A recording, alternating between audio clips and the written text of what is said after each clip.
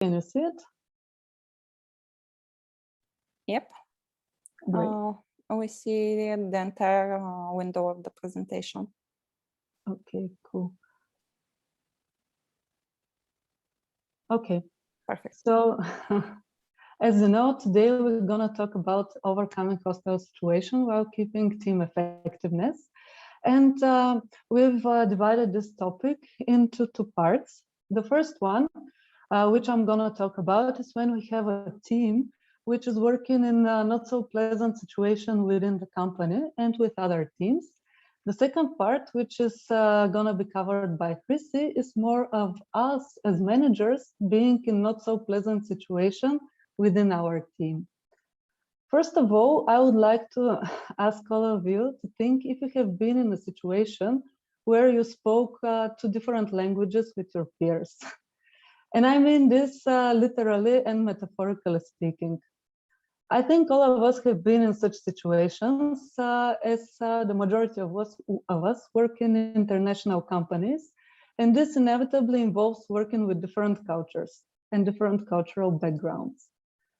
If we have worked with a certain cultural background in the past, usually the relationship, even though new, is not so difficult. However, what happens if we have never worked with this culture? It can easily become a relationship of a clash and even a hostility.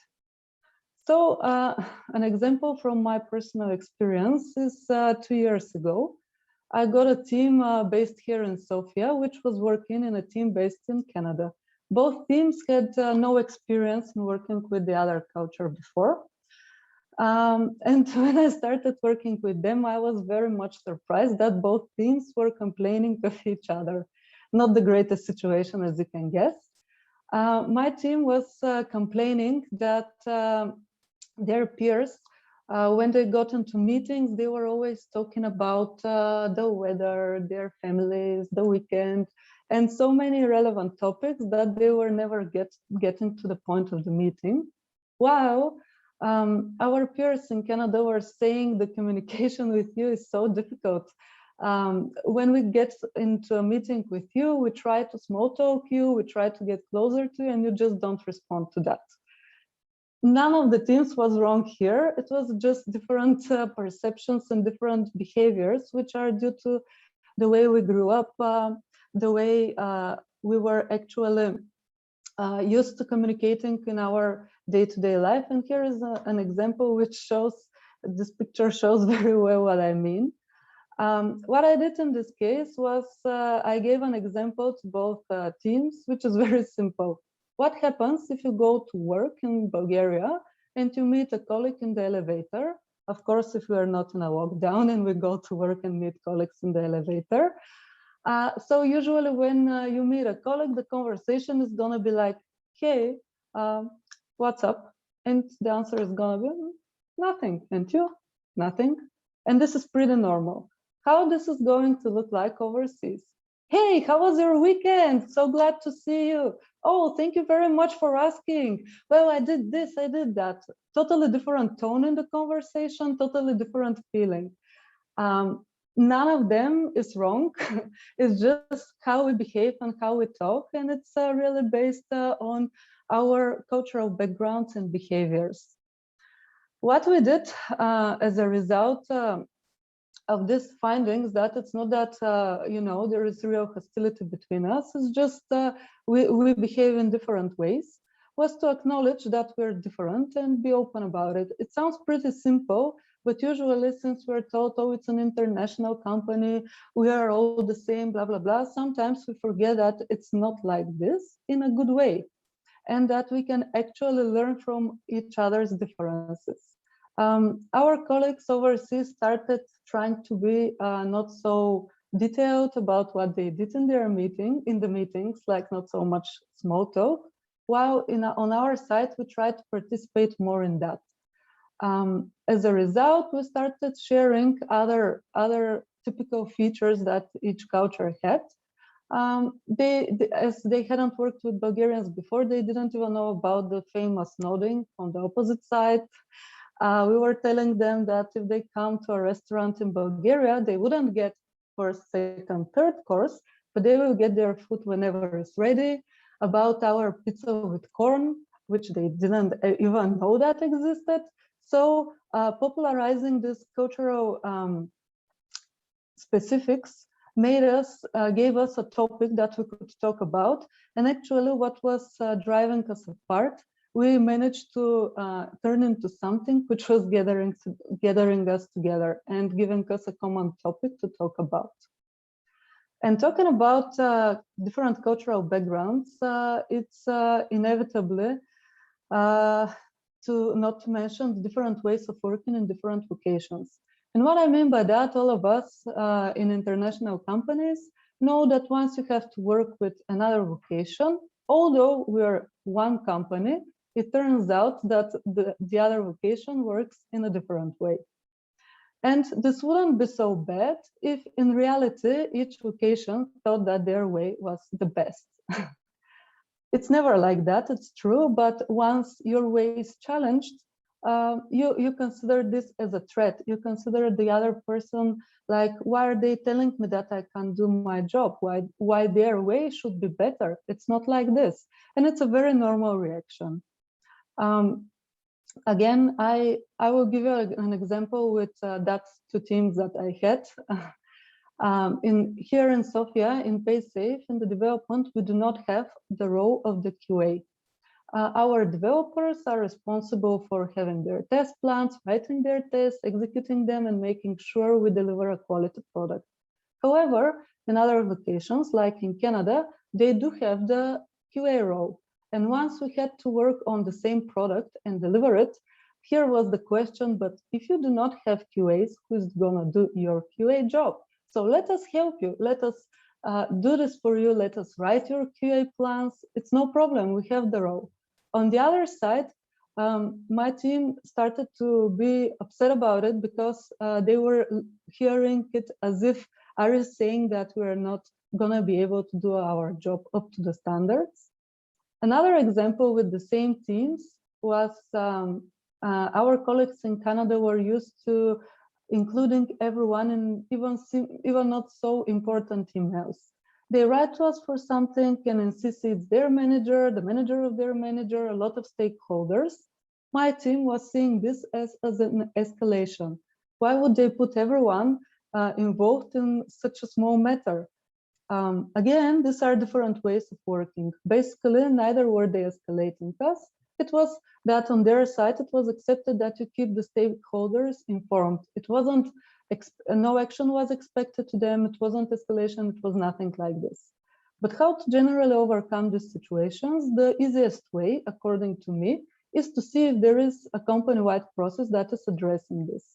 In the majority of the companies, there is like software delivery lifecycle process, service level agreement, or anything you can base what you do on.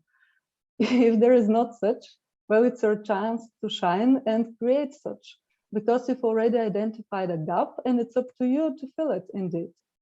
In my case, though, we kept both locations' way of working and we moved from role-oriented to result-oriented thought. Basically, we sat together and we realized that our goal is absolutely the same. So we want to achieve the same thing. How we're going to achieve it, it wasn't so important as far as we had the agreement that we will deliver a product up to the standards outlined by the company. And no matter which role is going to do it, as far as the delivery is as good as the company has put their standards on. So my last topic is going to be a bit more challenging. So I'm going to take a sip of water. Excuse me for that. And I'm going to talk about the corporate restructures and basically all the corporate changes, which we're very often part of. All of the restructures, which are bigger, like acquisitions, expansions, and even closing of offices, have result on our teams. And usually the result is lower effectiveness because rumor starts, people try to worry, try to understand their position better, etc., etc. But I think the worst situation is when teams start to be afraid of losing their jobs. And here I've put a quote to which I truly relate. And this is: change is never easy. You fight to hold on, you fight to let go.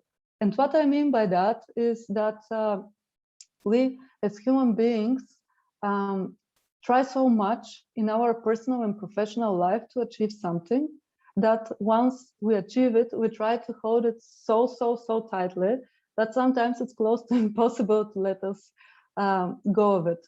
And this is normal because once you're pushed to let go of something, you consider it as a failure a little bit, as if somebody is taking something that you worked so hard for. But unfortunately, when there are company changes, we also need to adapt and change. I will cover two of the possible scenarios I've seen once there have been big company changes. And the first one is a sentence that I think all of us have heard in our professional lives. We're not closing the office, but we're expanding internationally.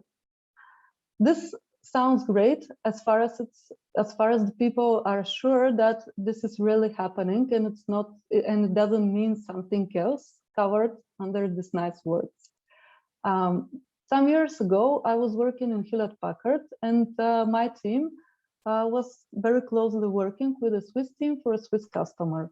And out of the blue, we understood that they're opening a new office in India, and that the customer also is opening a new office in India.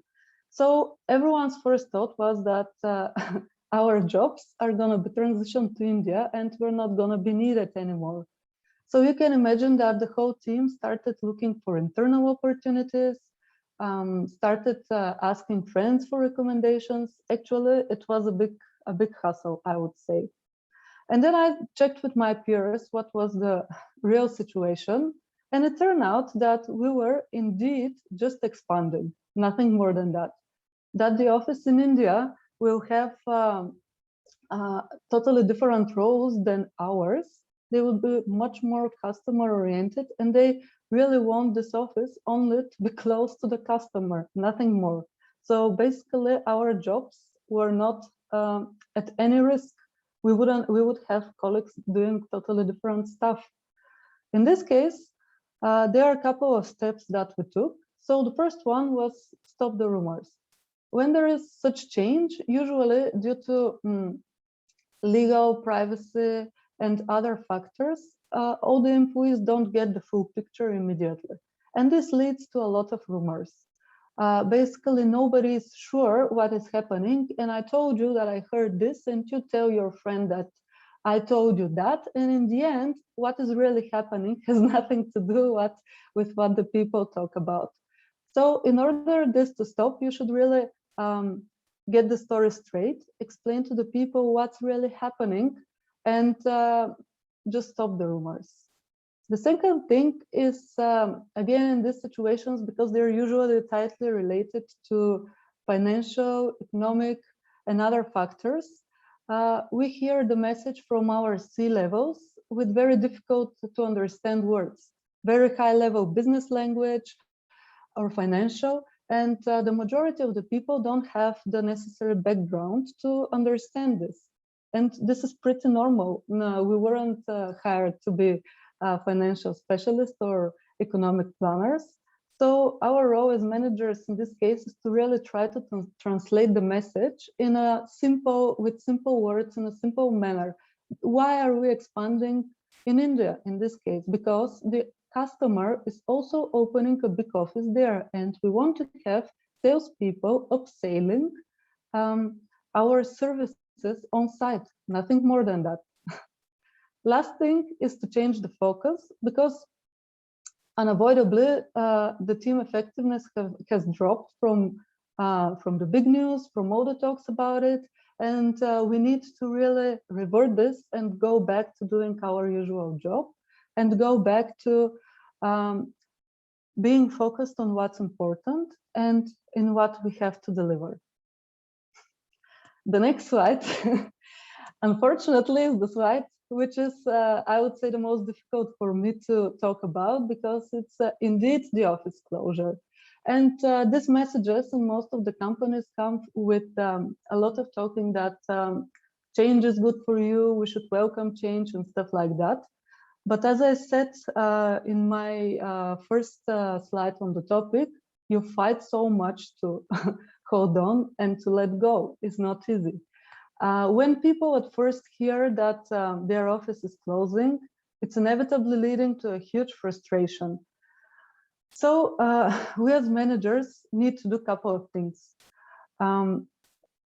First of all, I remember a couple of years ago, again, in Hewlett-Packard, I was leading a project to transfer jobs from high-cost location to a lower-cost location. So this gave me a perspective on the both sides, meaning usually we think that the sending side is in a really, really bad situation. Their office is closing, it's terrible. However, there are a lot of challenges for the receiving side as well, which are rarely mentioned. But let's talk about first on the sending side. As I mentioned earlier, people are very frustrated. They are not willing to work. Their effectiveness is below zero, that's clear. So the message from us as managers or people who are managing this change should be that there is nothing personal, because there isn't. If you come to think about it, although we accept this as personal because we've invested a lot of time in the company, we've invested our efforts, it's been like our second family. Once the financial situation is not so positive, unfortunately, the company can't help us anymore, can't support us. And it's not really personal, it's just how the situation is. So it's very important to help people understand and realize that so they can actually move on. Another thing is related to the compensation. If the sending side is going to be kept for longer, there should be a compensation at the end of the term. And even if they're not kept longer, usually good compensations are given when people are laid off. And people should be very well aware about that, should have no doubt that they are going to receive it so that they can keep on working until the time that is agreed for closure. The last thing is that the company should do, and we as managers definitely should help in, is finding new jobs for the people. And this can happen in many ways, from recommendations from our side and even above our side, to organizing job fairs and other events which might help the employees move on with their professional career. On the other hand, we have the receiving side. Yay, we're gonna have thousands of new jobs. This sounds amazing at first, but imagine the real situation where you have one team doing their operational work, and out of nowhere, they now have to be responsible for the work of another team in another location because this location is closing. Well, at first it might sound exciting, but once the big word comes, it is a bit demotivating, because they would be really flushed with work. They will have to probably do hiring on top of the operational stuff. So what I've seen as successful steps to manage this situation is, first of all, ensure that you own the process. If you leave the sending side to be leading this process, probably you're gonna fail. You can't expect that people who are leaving their who are being forced to leave their jobs are very enthusiastic about giving their knowledge, or they will be very helpful. No, it's actually your responsibility to ensure you get the knowledge for your team and really make sure that you're the owner of this process. And here comes another thing. Very often, due to the operational day-to-day activities, we tend to say, okay, we have time. No, we do not have time. The knowledge transfer should be prioritized as soon as possible, because nobody can be sure until when you will have people on the sending side. And how to manage the drop in the team effectiveness once they are overwhelmed with their day-to-day work, plus the new work, plus the hiring. We'll try to focus them on the long-term benefit, not the short-term mess. After all, getting new jobs will first of all allow the team to grow in more technical or product ways. I mean, this will give new opportunities to do new stuff. And second of all, which is not less important, it will give the possibility to open new managerial places and to basically grow in their careers. The people who have participated more actively in such job transitions are basically the ones who are definitely the ones who have definitely shown leadership and the ones who are the best candidates to be promoted when the future roles come. And now I will give the word to Hristina, who will start by sharing a saying that we both really like by Mark Twain.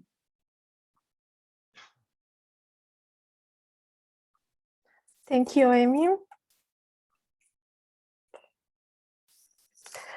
There is this quote, a man who carries a cat by the tail learns something he can learn in no other way. And this is particularly true for difficult situations we as people and as managers face in our workplace. The thing is that this quote also very well describes the situations when we are a main character within these situations.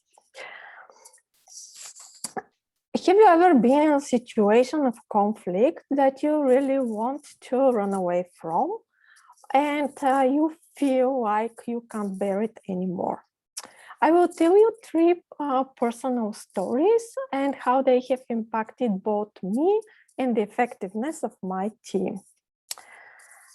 A few years ago, in one of my previous employers, I moved to a new role and new team, a very exciting new product that I was about to build with this new team. For my greatest surprise, there was a ghost in the room. The development team didn't want to communicate directly with me. They avoided as much as interactions as possible. And after some digging up, I found out that the problem was a conflict driven by my job title, a project manager. The developers associated my role with the marketing team because up until that moment in the organization, all project managers in the company that they have interacted with were part of the marketing team. And you may know this rumor that marketing people and development teams and developers, they don't speak the same language and they normally have difficult situations. It is true. And as Amy previously explained about cultural differences, this is a similar one. Stereotypes are often automatic and unconscious. Sometimes they can even be conscious, but very difficult to control. In the workplace, stereotypes can influence decisions we make about other people and about their competencies. In turn, such decisions or belief can have an impact on the other person's ability to fulfill their job and the way they feel at the workplace and in the team. In my particular case, the outcome of my work depended on the collaboration with the development team, their input, our joint brainstorming about ideas, and our ability to solve challenges together. And as you can imagine, I felt like the outsider, and at the same time, I was unable to deliver my objectives, given that the developers avoided the interactions and making decisions together. At the same time, they were dealing with some wrong priorities, incorrectly scoped tasks, just because they didn't interact with me. We all have unconscious biases. They're very likely to influence our background, our culture, and the way we interact with people. We should accept that people have biases. This is part of being a human, and if we don't acknowledge it, if we don't acknowledge how it affects us, we have no way to tackle it. A good step to tackle biases is to slow down. Prone to take fast decisions and have extreme reactions to some situations or people.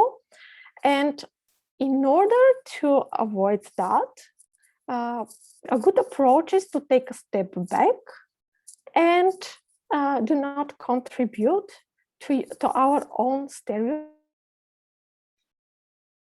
At the same time, in our interaction with other people, we can ask various questions, obtain specific information about the person, try to understand the influence behind their biases. Knowledge is a true power, and it helps us to tactically resolve the situation. Similarly to what Amy gave in one of her examples about the cultural differences, biases are not personal, but we can relate on a personal level. And sometimes personal stuff helps.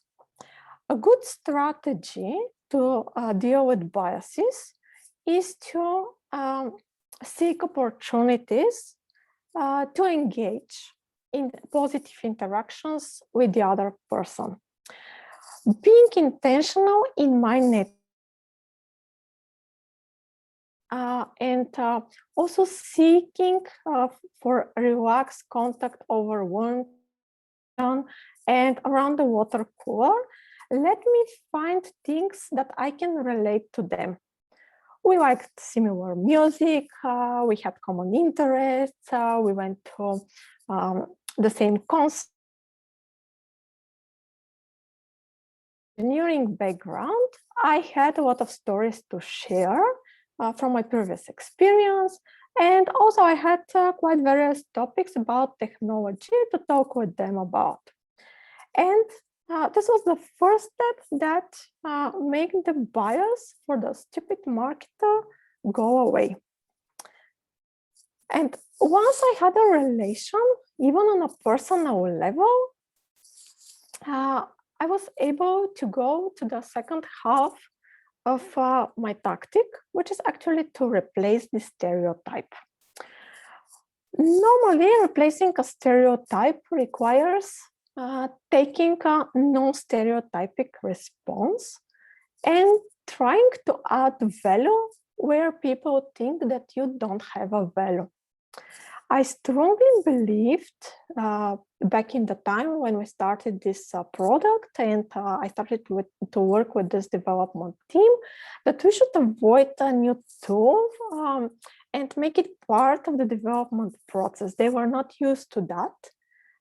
But based on my experience, I knew it would highly contribute their work and the way they do their day-to-day job.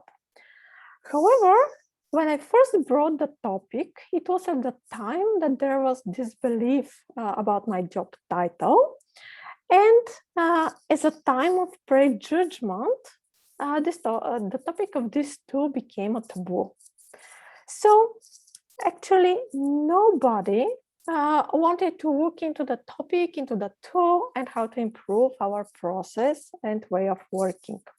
And what I did was to do the thing myself. I was familiar with that tool. I was able to configure it. I was able to cut a bit so everything works smooth.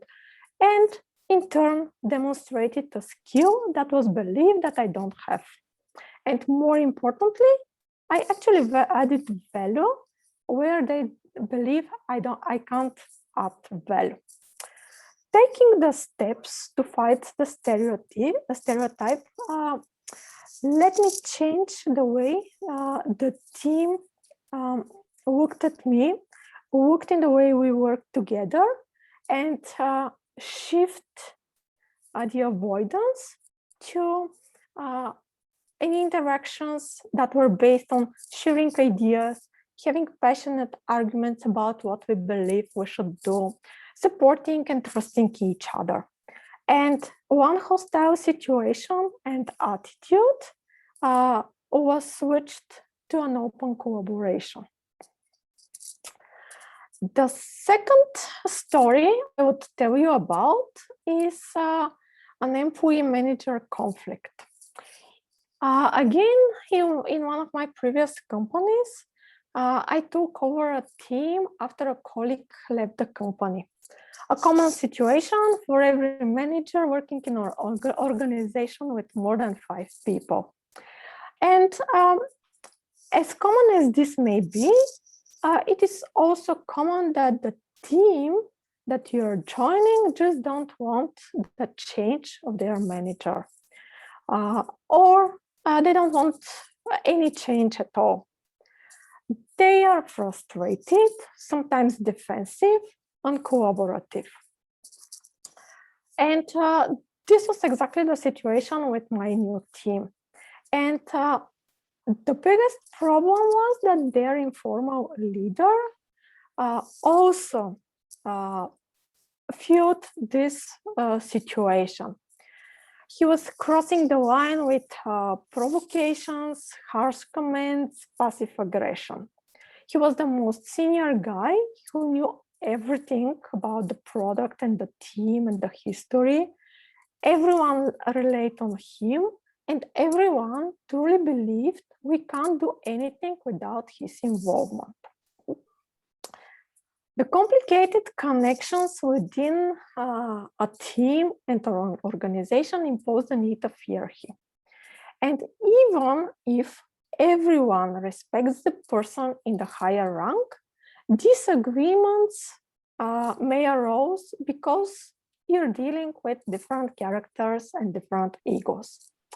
And what happens if your most senior member of your team does not respect the person in higher rank? And what happens actually if you're dealing with a person who is constantly crossing the line in their attitude, and everybody actually follows this? This becomes a truly hostile situation, something that is kind of unbearable, and you normally feel like you don't know what exactly to do. And that's true. And in my situation, I had only 2 chances: to ignore it or to solve it. Figuring out how to solve this employee-manager conflict, I figured out that the case was a mix of frustration about higher management decisions for the organization and an opinion about former leadership decisions for the product development and for the resourcing within the company. And it was also related to lack of trust to the managerial roles because of lack of trust to the senior management of the company. And I was into the position that I represent the managerial role. The only true thing that can be done in such a situation is to actively listen, because actively listening can help building a relationship. This requires a lot of self-control,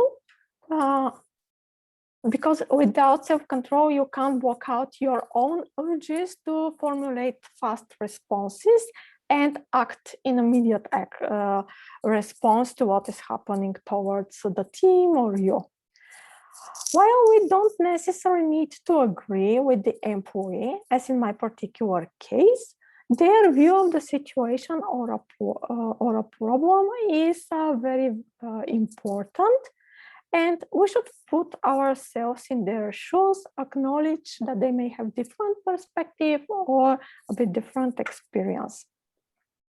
So I forced myself to active listening, and this helped me to identify a few real issues within the team. The biggest issue was an issue blocking a delivery of the team for 2 months before I joined and took over the manager position.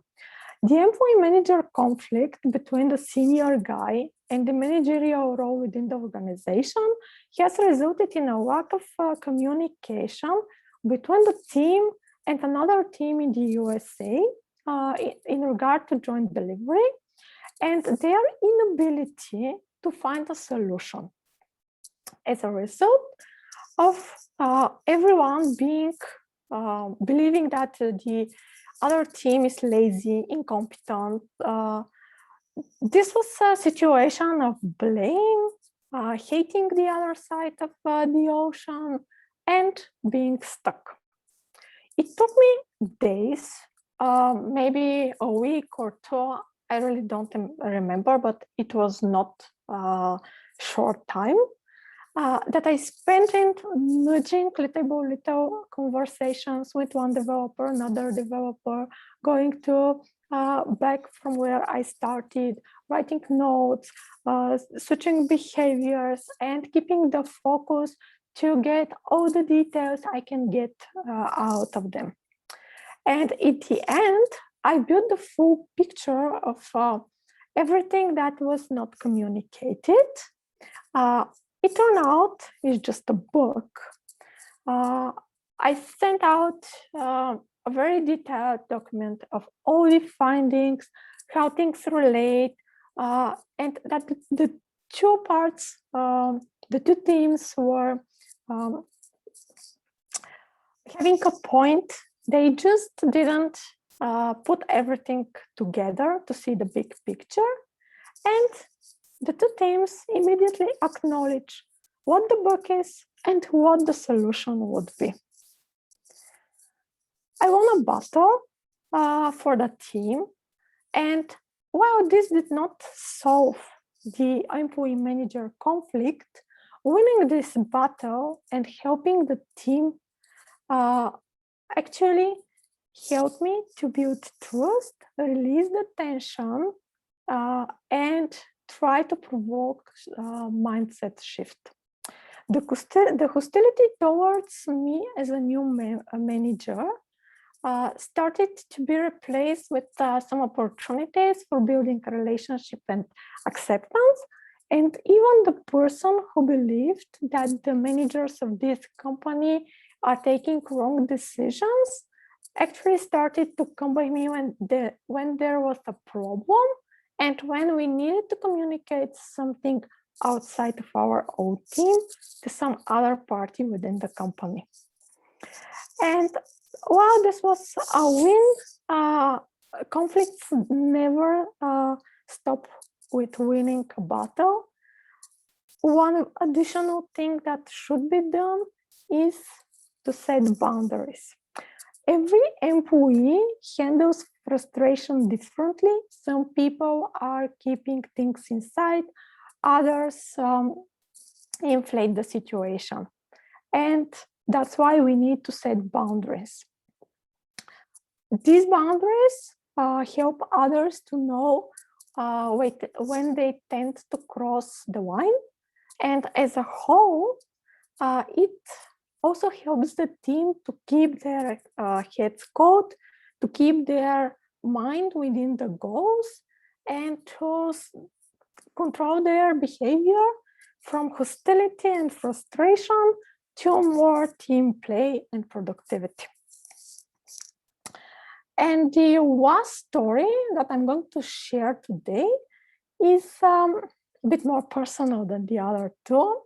It is a story of my own behavior causing hostility from my peers. I remember a day, it was quite many years ago. I was a day off, planned to dedicate this day off for a conference that I organized back in the time. I was in the office having a meeting with the management team, dealing with issues about the delivery. There was a lot of tension in the room. I started to shout to my manager about some comment or decision. I really don't remember exactly. And he woke me with a great surprise. When I look back at that situation and at that period of my life, I wonder how I thought that this was bearable. I was constantly working overtime, doing almost nothing apart from working. Some days I was dreading having to start them. Some evenings, actually most of the evenings, driving for an hour before I get home to clear my head, or walking home in tears. And I really was desperate to escape this situation, but I had the feeling that I'm trapped by the work. And the more I felt that situation, the more rude to peers I became, the more sarcastic I was in my interaction. I was seeing only problems and mistakes. I was feeling that I'm getting smaller in what I try to do, and everything was really, really a mess. Burnout is a reaction to prolonged and chronic job stress. And normally it is characterized by three main dimensions: exhaustion, cynicism, and feeling of reduced professional ability. While exhaustion can be healed with vacation, cynicism is one of the most toxic ingredients for any team and any culture. And when we pair the cynicism with a feeling of reduced performance, these two can really be a breaker, both for the particular employee and for your team culture. These two normally tend to make the person feel very vulnerable to conflicts, vulnerable to blame, tend to finger pointing, also feeling frustration and lack of trust. There are 6 causes of burnout, and only one of these causes is overwork. The other 5 are more serious, and they normally have greater impact on the motivation and the attitude of the employee that is going under a burnout, and also towards the team that this employee is working with. The first 2 causes are lack of control and lack of reward. Lack of control is, back in the time, lack of control was a very huge factor for me. And it was factor on a personal and in professional context. I felt I'm satisfied by my job only when I have control over my tasks and the output I would deliver. And normally it is anticipated that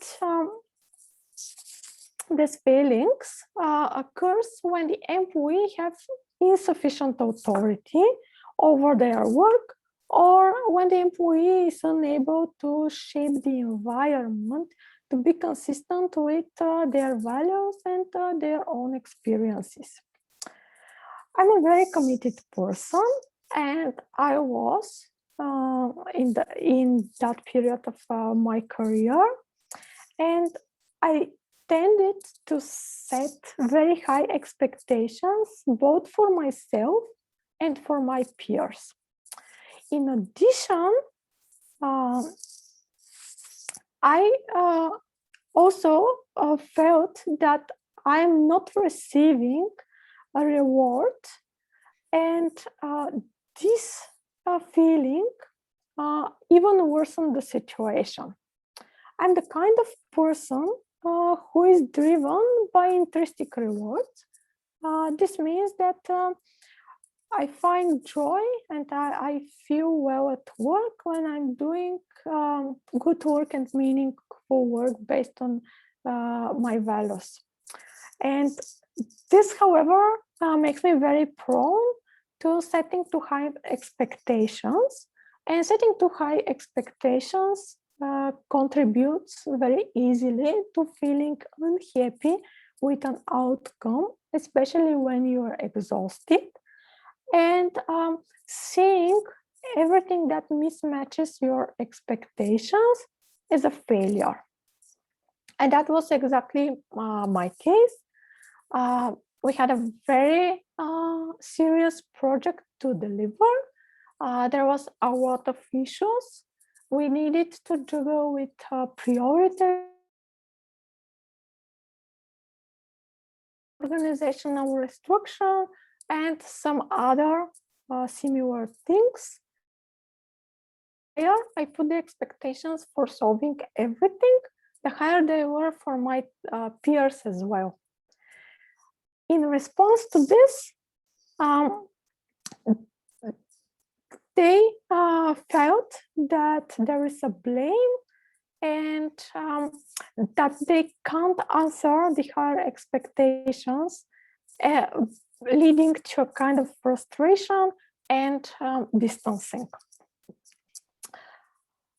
The two causes, lack of control and lack of feeling of reward, normally come with three other, which are the absence of fairness, lack of community, and conflict of values.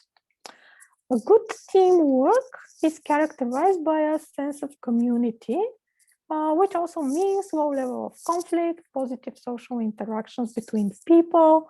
They are able to share the price, comfort, happiness. They also are able to learn from mistakes.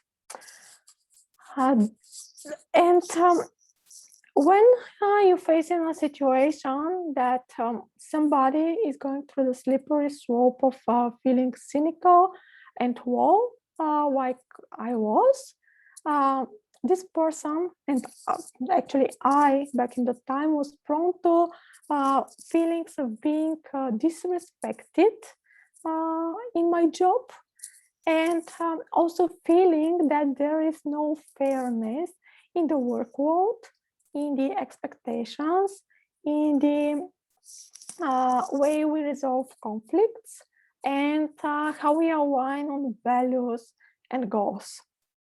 And this actually put a disconnect, both from my peers and my feeling with the organization. In turn, this just fueled even more the hostility that I felt and the hostility I represented to my peers.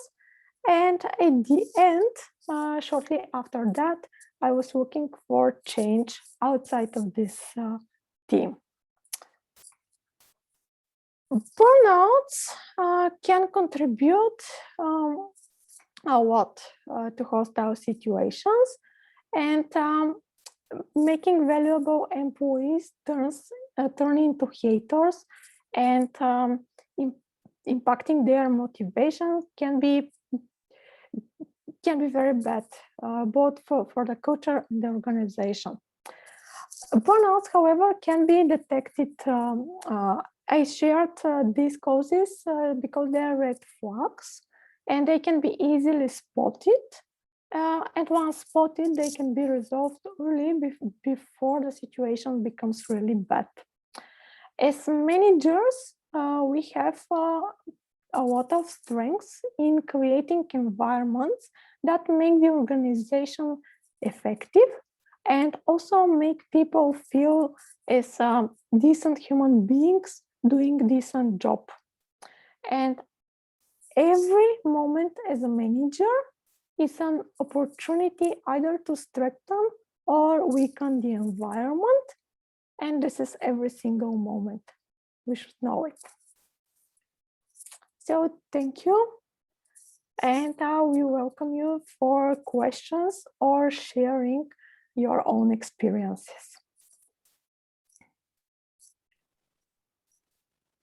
Thank you, Hristina and Temi, for your great presentation and sharing your stories and experience. And I'm waiting the questions for the audience. Yeah, we would love if somebody also share if they had something similar happening to them, no matter which part we covered. So don't be shy.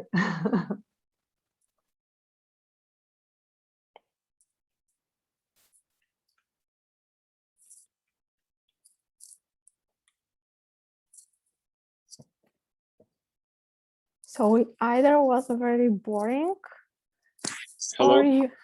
or you're thinking about your own experiences. Hello, can you hear me? Yep. Yep. So my name is Matt. I work with the team in Calgary.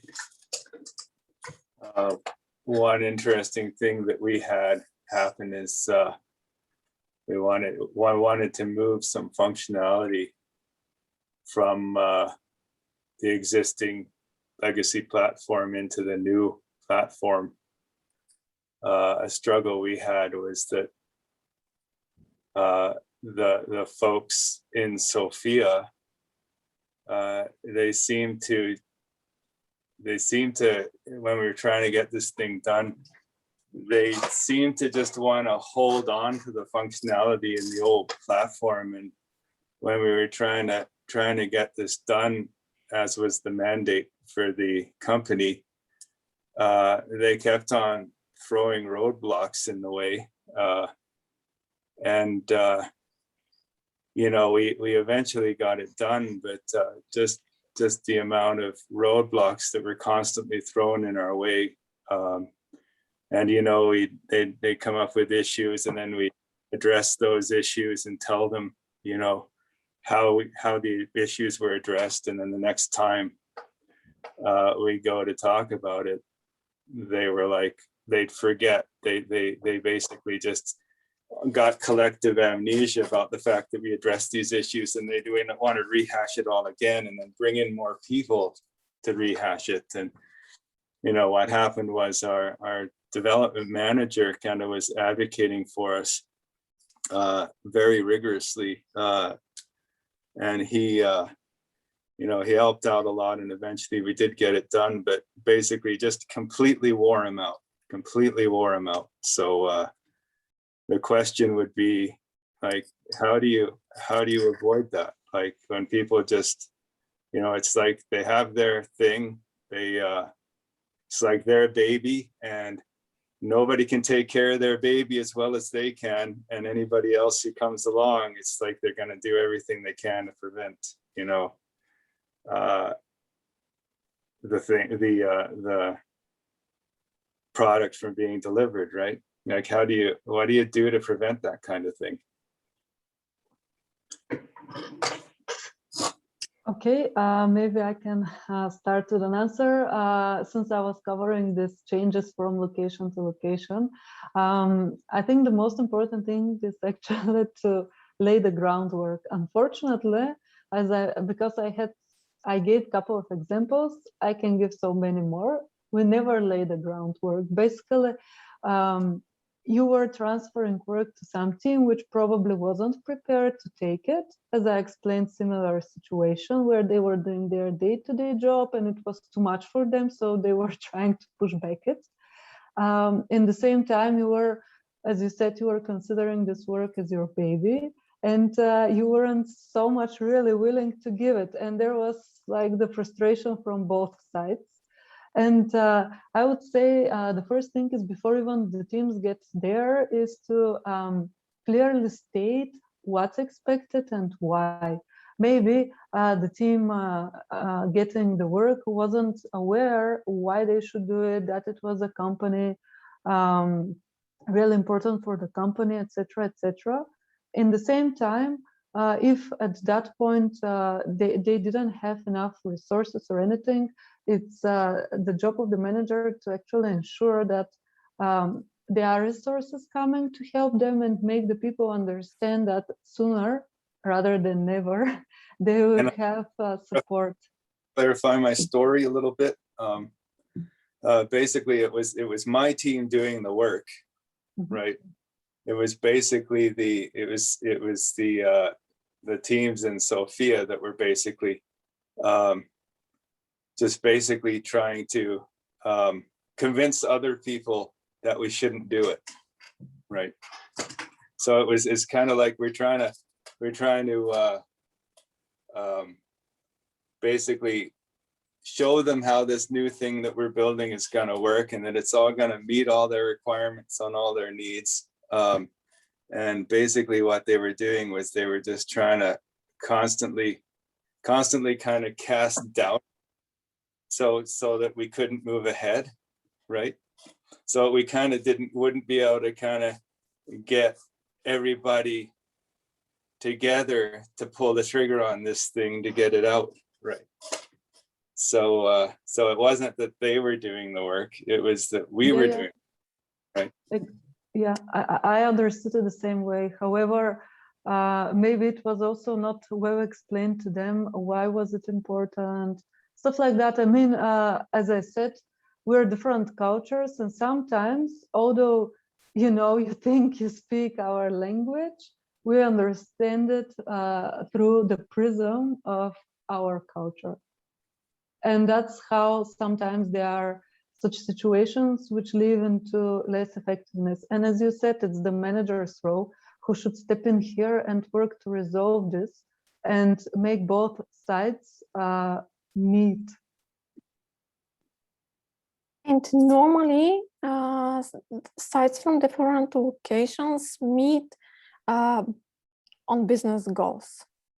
So when we have very clear business goals and objectives, what exactly we need to achieve, there is always somewhere compromise how the things should be done.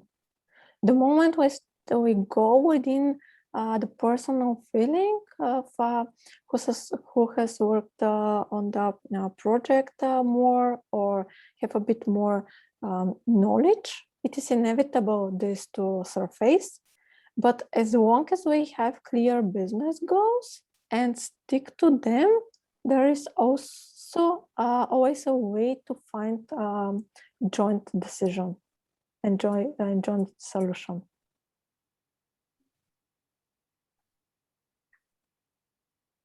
So there are a few questions in the chat. Yeah. So go ahead. Okay, from Ralitsa, in your job, who can you seek support and or help from in a hard situation? So I normally do two things: go to my manager and go to my closest peer. Out of my job, I normally have a few former colleagues or friends who we share common understanding and common roles, so we can exchange experiences and give each other undetached opinion about the situation. So from my perspective, my manager, my closest peer, and a few friends that we share common role. Amy, do you want to add your own?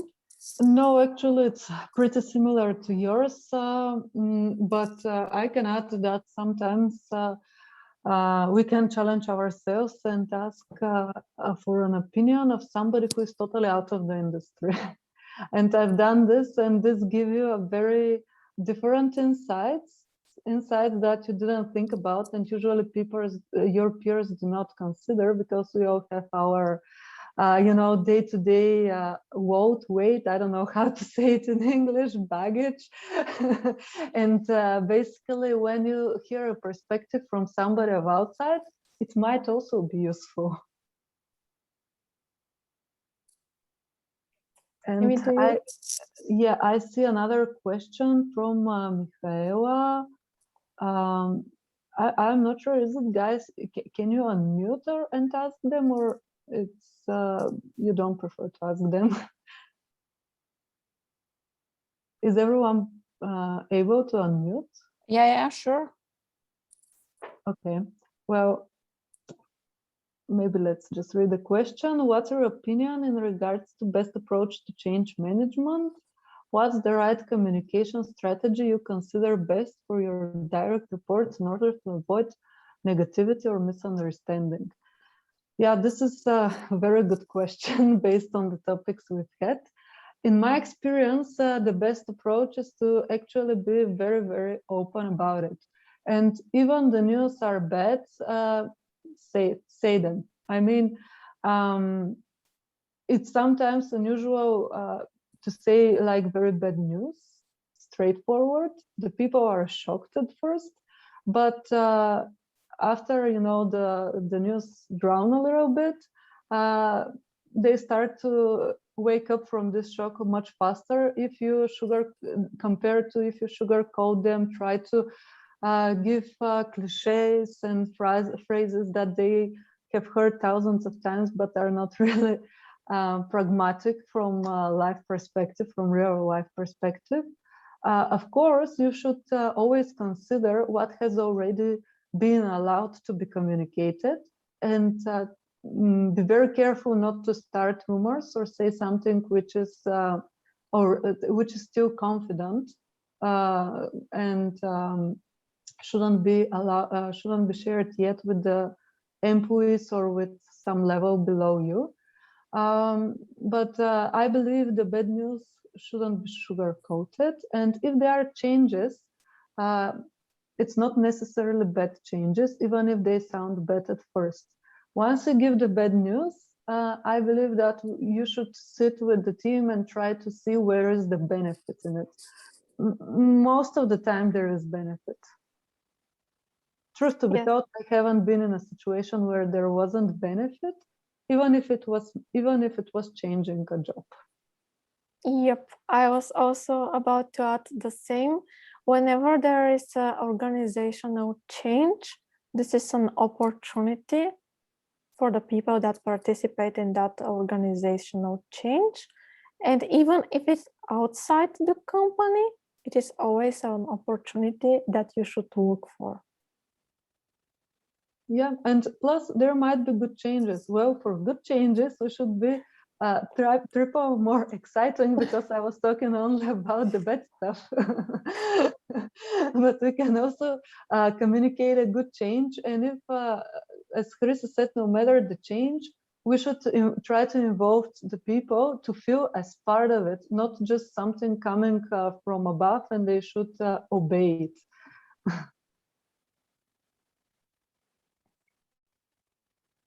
Okay.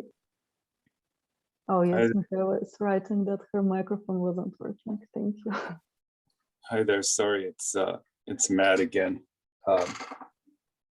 Earlier I said that my team did the work, but then I remembered that I forgot there was a final kind of little piece of integration that the Sofia team did as well. So I just wanted to clear that up. So you're right, there was a little bit of something that they had to, there was a small piece that they did have to do that perhaps wouldn't have been aligned with their priorities or whatnot. I had forgotten about that. I just wanted to mention that. And did you find a common ground in the end? Yeah.